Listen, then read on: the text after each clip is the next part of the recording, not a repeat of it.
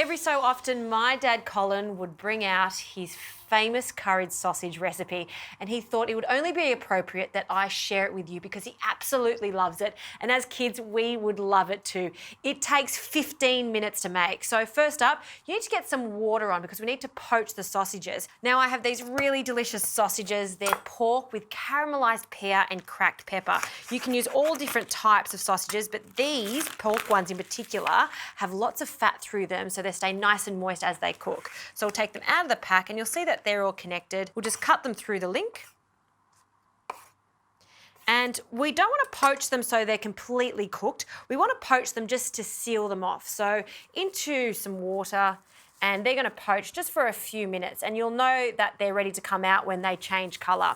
While they're cooking, let's get onto the base of this curry. So some basic ingredients, some onion, we'll fry that off, along with some ginger and garlic, and a good amount of ginger and garlic. We'll just give that a stir, and that's a nice hot pan there, so we're getting some good caramelisation. Like I said, Colin doesn't muck around the kitchen. He needs dinner on the table in 10 minutes, and this is what he would cook us. And it smells so good. Now for the curry powder. Any type of curry powder will work for this. He liked to use something quite mild, so everyone in the family liked it. You want about a tablespoon or so. We'll just toast that off, and then in with the coconut milk. So 1 can of coconut milk. And I don't want to waste any of this coconut milk, so I've got some water here, and we'll just clean that out. And it looks like quite a lot of water, but this is going to bubble away. And because curry powder has a little bit of thickener in it, it will thicken up quite quickly. So at this stage, you can be creative with whatever you like to add, and Dad would always take the opportunity to clear out the crisper in the fridge. So if you've got some leftover sweet potato, add it. It's a fantastic addition. I've also got some cabbage here, so a small handful of cabbage. And we'll just let that start cooking while we chop up the sausages. So the sausages have changed colour now, and we'll just take them out and we'll pop them onto a clean surface.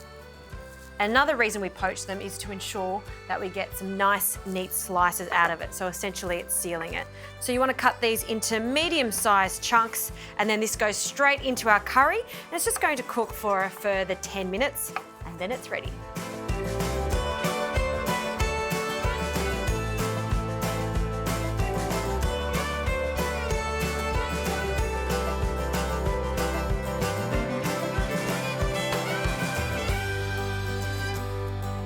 Okay, the sausages are cooked, potatoes are tender. This is ready to serve. It smells so good. The sauce is the perfect consistency, and I like to just pile it up into a bowl. You know what, don't worry about using a spoon. We're just going to pour that straight into there. Look at that gorgeous sauce. You need lots of sauce for this because I like to serve it with some steaming jasmine rice, and always, in true Colin Schofield form, garnish with a little coriander just over the top. You know, curried sausages, it's such an Aussie favourite. This one in particular is very good because it's my dad Colin's recipe.